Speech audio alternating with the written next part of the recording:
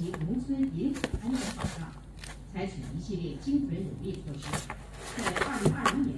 ，923万贫困人口全部脱贫，192万群众搬出小山，实现了贵州大地的千年之变。最想得到的就是我这个房子在这个我们贵州整个这个开发里面能有这么好的价值，能够把它利用起来。最多的时候，我们以前摆个